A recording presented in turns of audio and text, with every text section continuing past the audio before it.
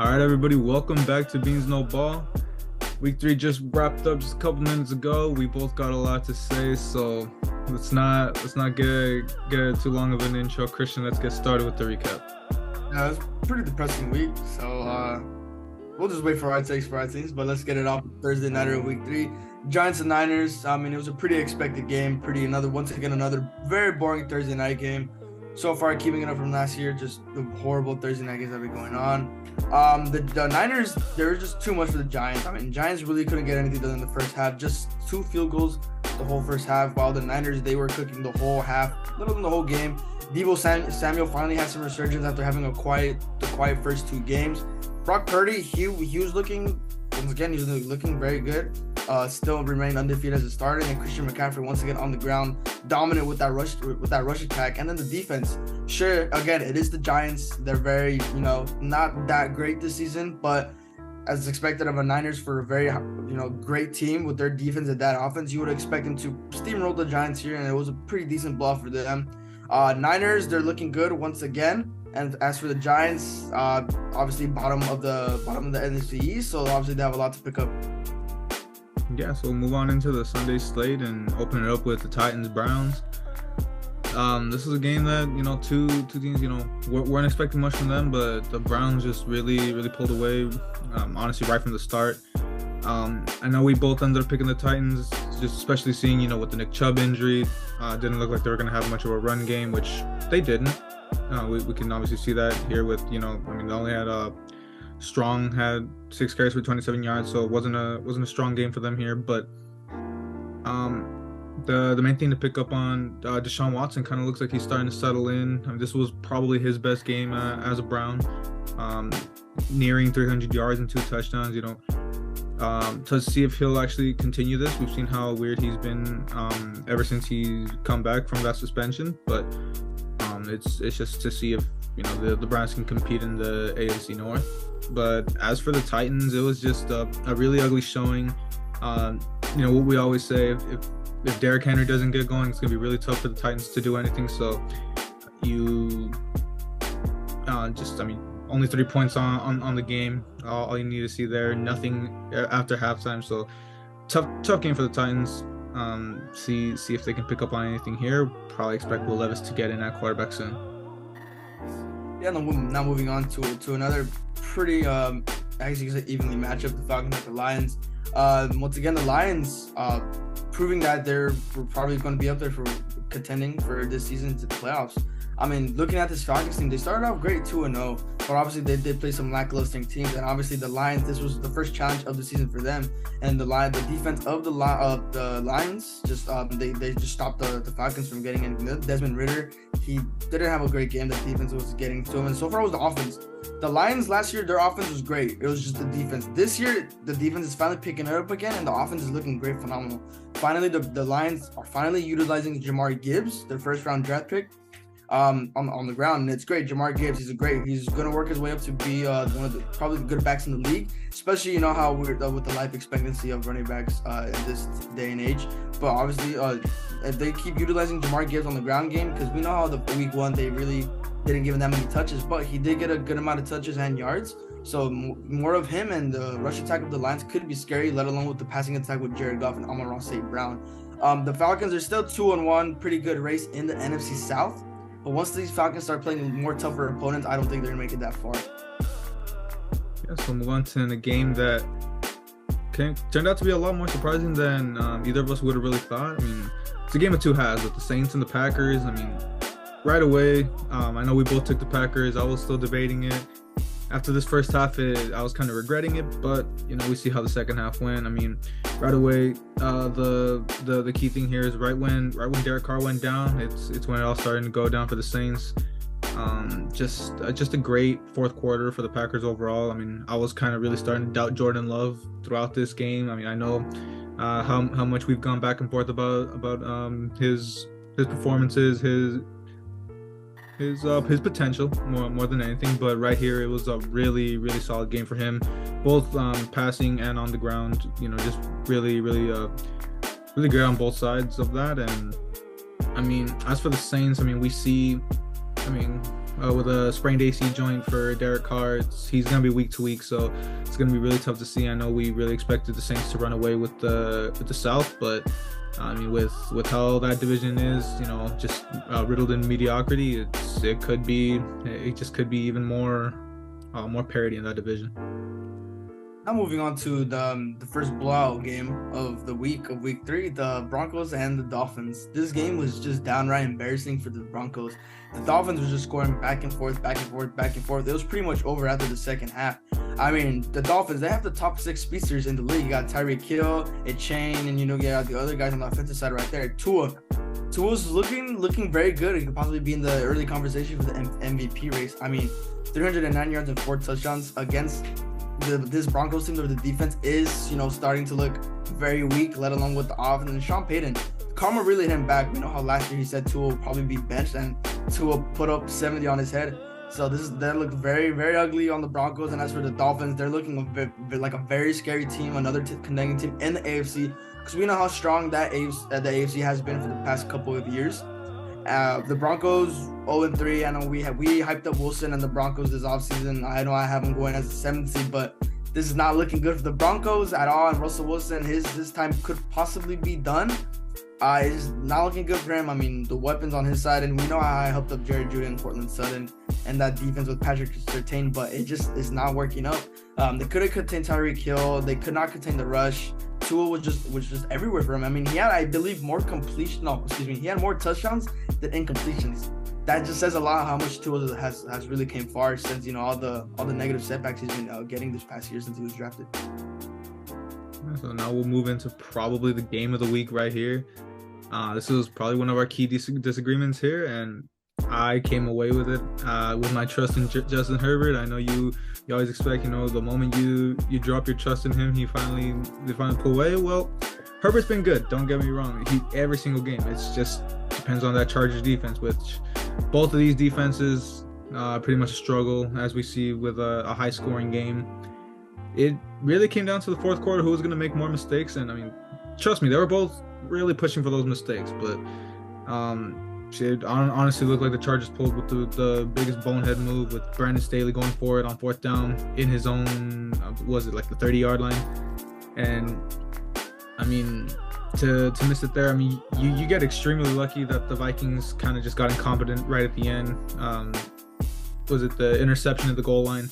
But I mean, can't just say more about the Vikings. I mean, you see a lot last year what we would always talk about, those close games, those one-score games. I believe it was 11 of the 13 wins were one-score games.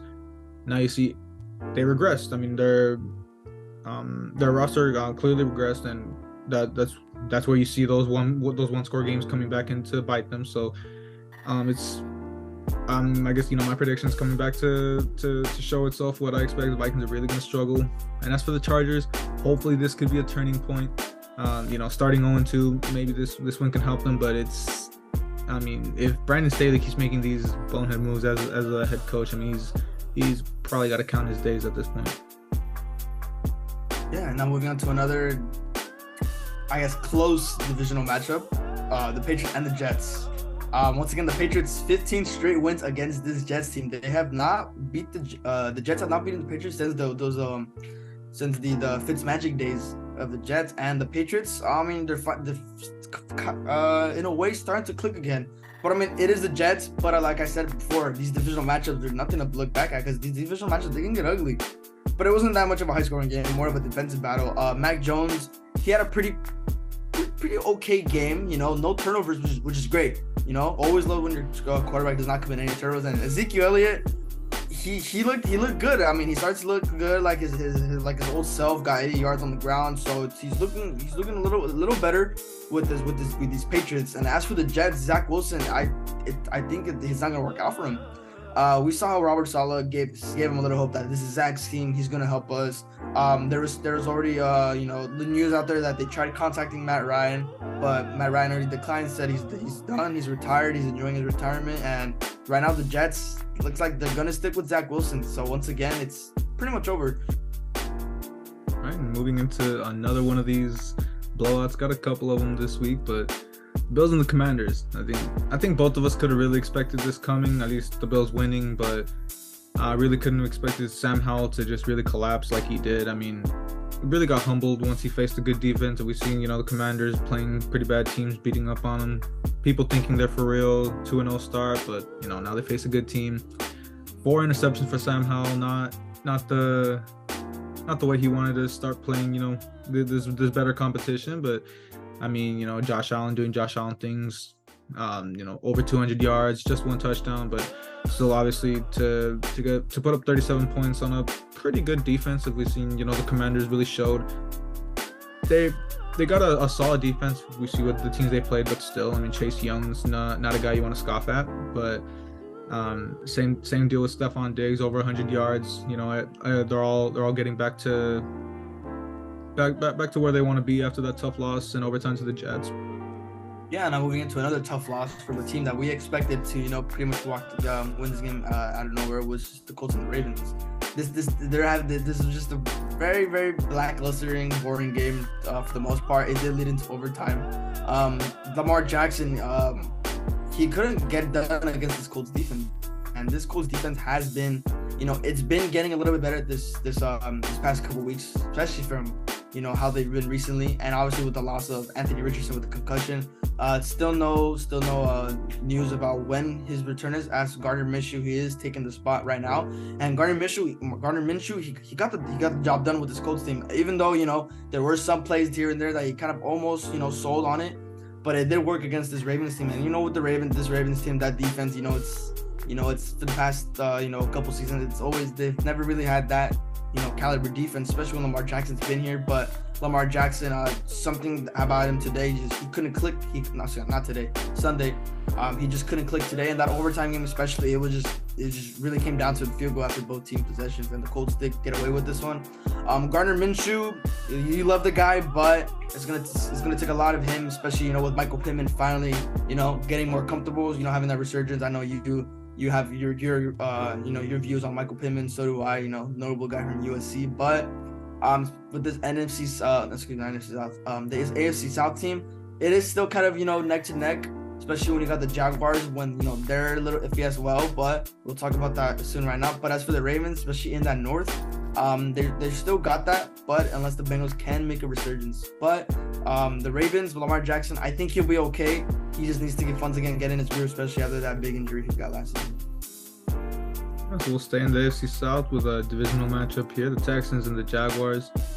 I mean, probably couldn't expect this one either. I mean, I think it's been the consensus around anyone in the league that the Jaguars were pretty much assumed to run away with this division after the success they saw with Lawrence last season. But we see the Texans kind of, really didn't care about that. We see CJ Stroud, just a really good game. He just really had a great pace.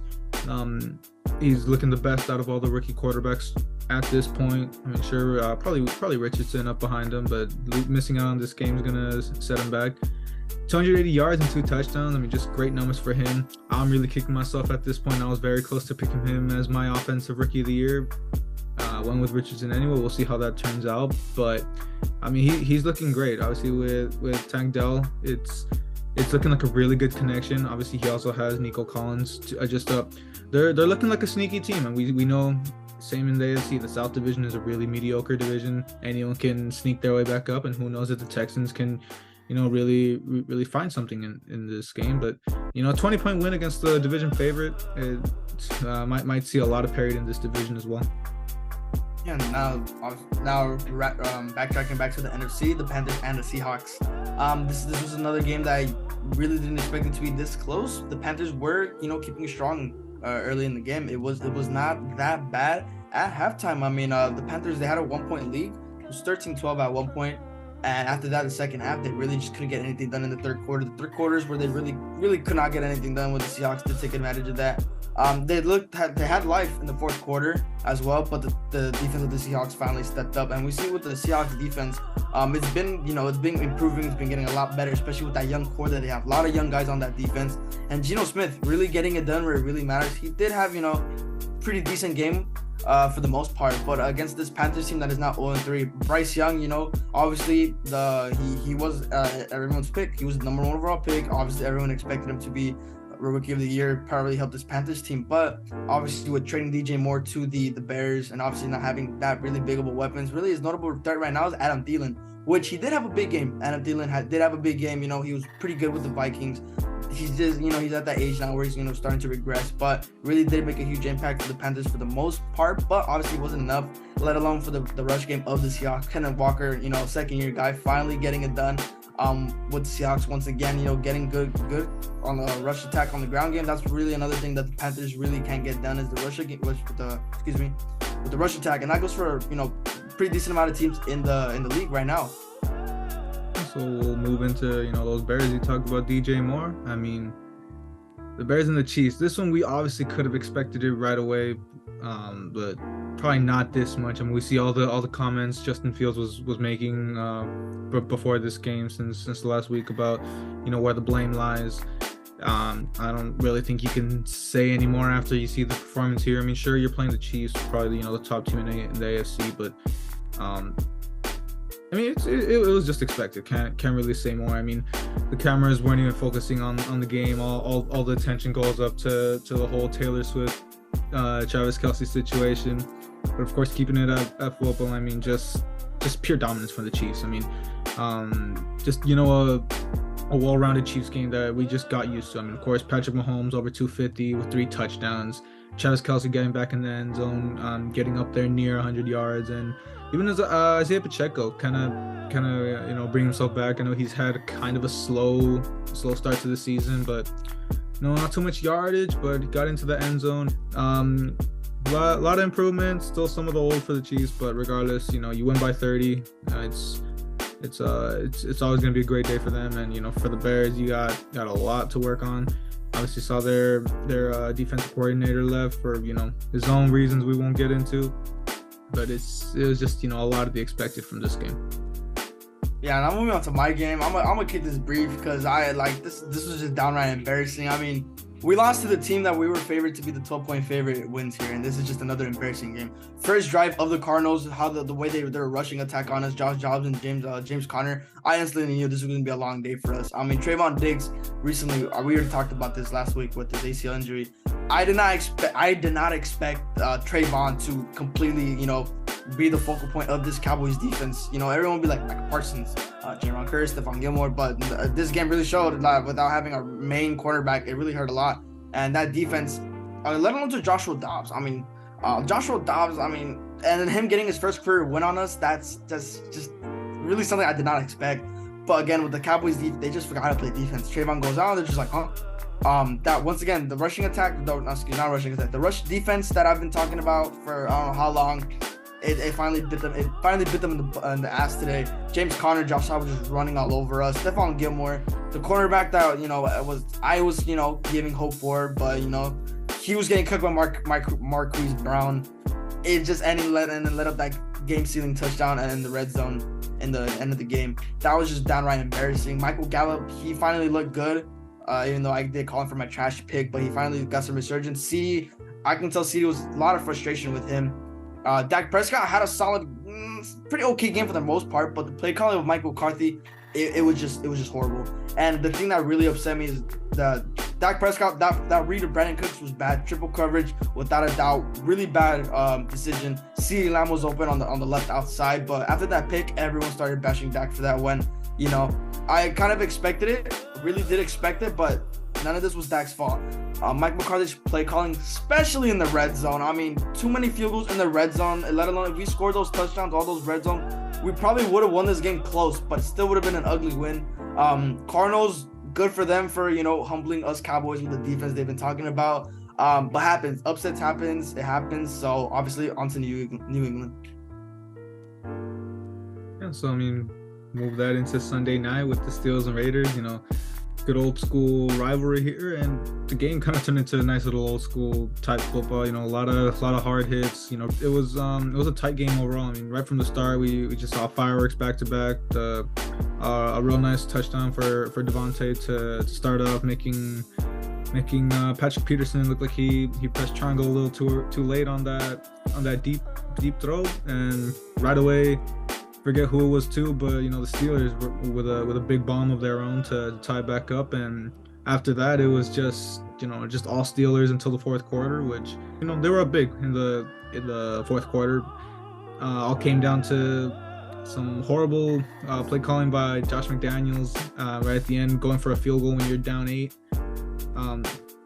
Come to expect it from Josh McDaniels.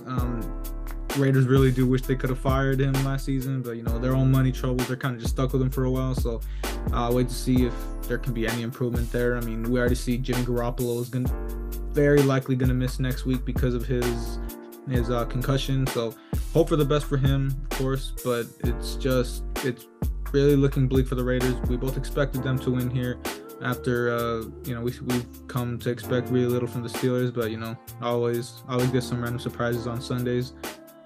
And we'll see what Kenny Pickett can do, man. I mean, it was a real surprising win for him, so really see if he can give us a nice little surprise coming forward. Yeah, now moving on to the Monday Nighters, the 2-game slate, which I'm not really a big fan of, but can't do anything about that. But starting off with the game that I called to be an upset with the Bucs. Unfortunately, the Eagles, they walked away with this one. I mean, beginning of the game, it seemed to be, not that close of a game, but the Buccaneers were still getting on there.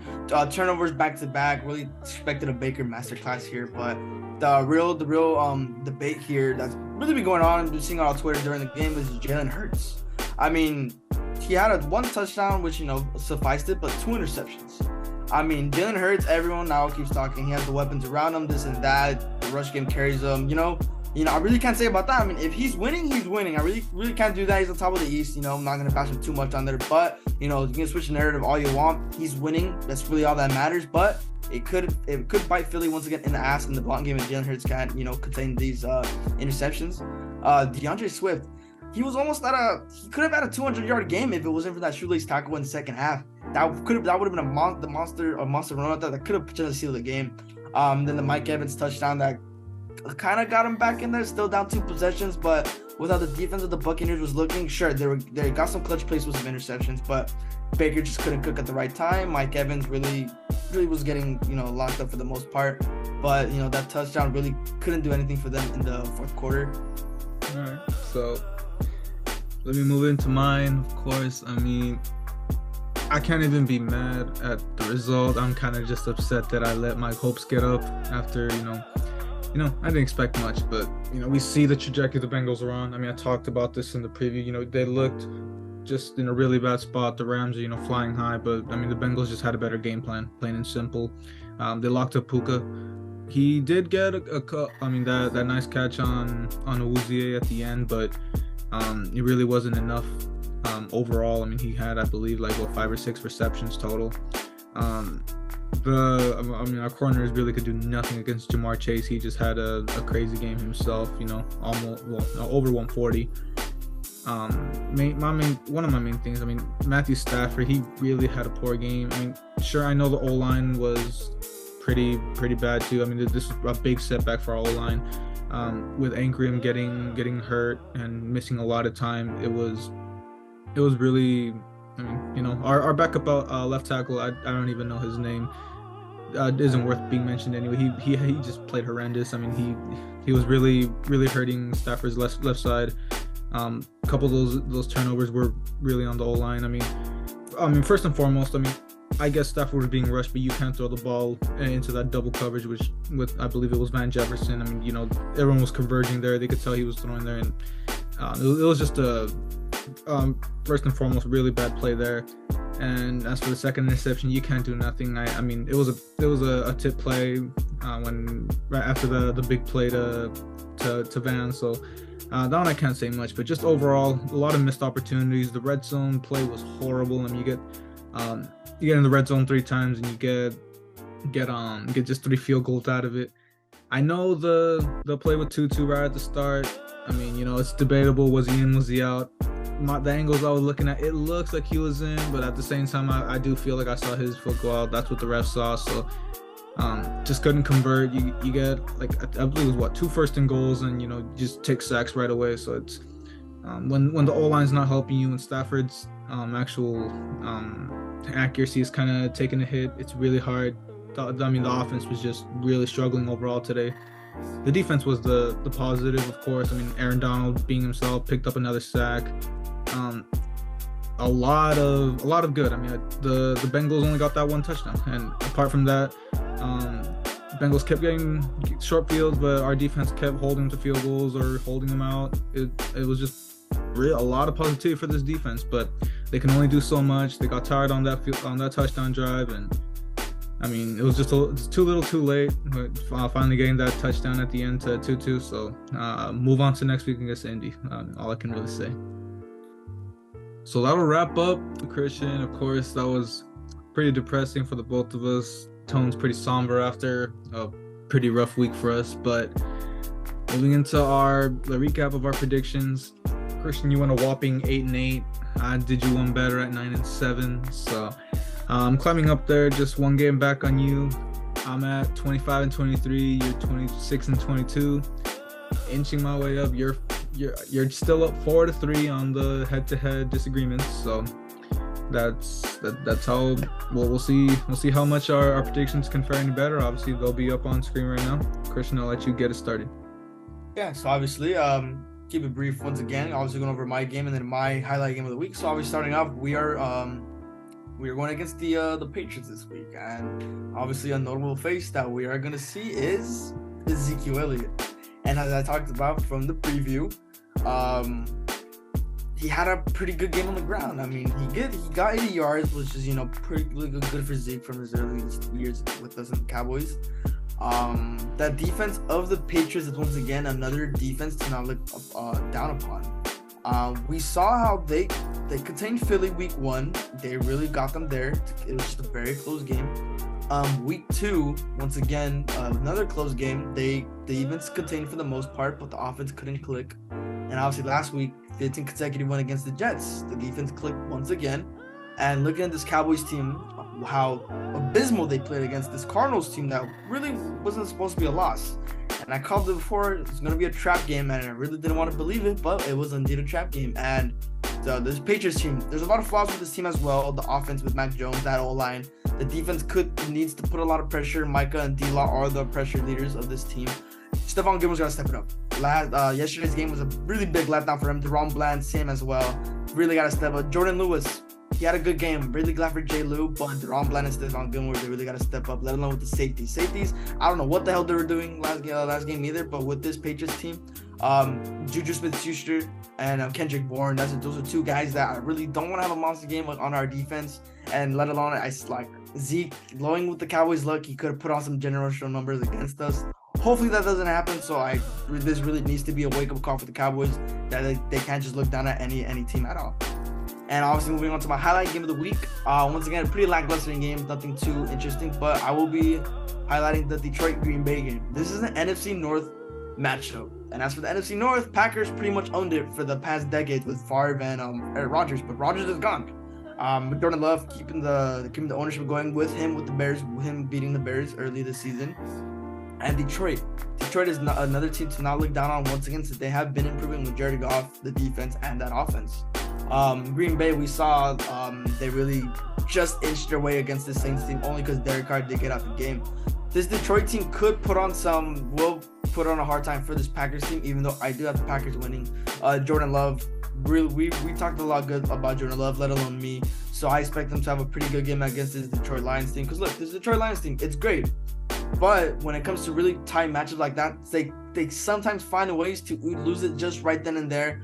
But, they always find a way to bounce back. But I do got the Packers winning this game in a very close battle. It's going to be a really good defensive battle. I mean, with this Packers team, their defense is a little lackluster as well. And then Amon-Ra St. Brown's going to be another hard one to cover. But let alone with these two offenses against each other's defense, it is going to be, I wouldn't say too high-scoring game. It is going to be a very, very tight, close game this whole game. But I got Jordan Love just inching his way to victory in this one. Great game to highlight on Thursday night. Disagreement there, so we'll see how that goes. I believe the only disagreement of the week. But of course, I'll move it into my game. I don't want to say just like you. I mean, could be a trap game against the Indianapolis Colts. not as much as the Cardinals. I mean, I've seen a lot of good things with the Colts. We've been if Anthony Richardson is back, still to see. I don't believe he'll be back, but if he does come back, fights his way back, that's gonna make it a lot harder on our defense. Which, I mean, looking at the defense, I'm confident. Today they were the bright spot. So, if the way they were able to contain the Bengals, I do feel they'll be able to contain the Colts primarily. I mean, sure, the way we saw Jamar go today, it worries me that Pittman's gonna have that type of success against our corners, which, I love Pittman, but I need him to stay quiet this week. As for our offense, I mean, that Colts defense isn't nothing special, so I would hope this is kind of a get back game for that O-line. Stafford can finally get back into his groove that he had with the Seahawks and the Niners games. And hopefully that run game can wake up, which it's something I didn't touch on in the recap. But McVay really hasn't been running the ball. I really don't get why he just goes so pass heavy. When we see Kyron Williams, he's had a good start to the year. That's why we traded Cam Akers, apart from all the other stuff. But if everything starts clicking, I see no reason why the Rams can't run away with this game. It just all comes down to if that O-line, and that's always going to be the key thing for me.